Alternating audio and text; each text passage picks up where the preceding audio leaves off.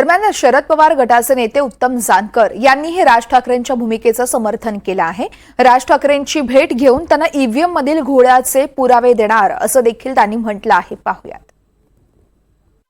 राज साहेबांना भेटून तुमचा सुद्धा घात या ईव्हीएमच्या मशीनच्या माध्यमातून जसा धनगर मराठा आरक्षणाचा घात झालेला आहे तसा तुमच्या पक्षाचा सुद्धा घात या ईव्हीएम मध्ये झालेला आहे आणि त्या विरोधात मध्ये पेटून उठा। आपण एकत्र लढू आणि तुमचा पक्ष सुद्धा या ईव्हीएमच्या लढाईतून उभा राहील।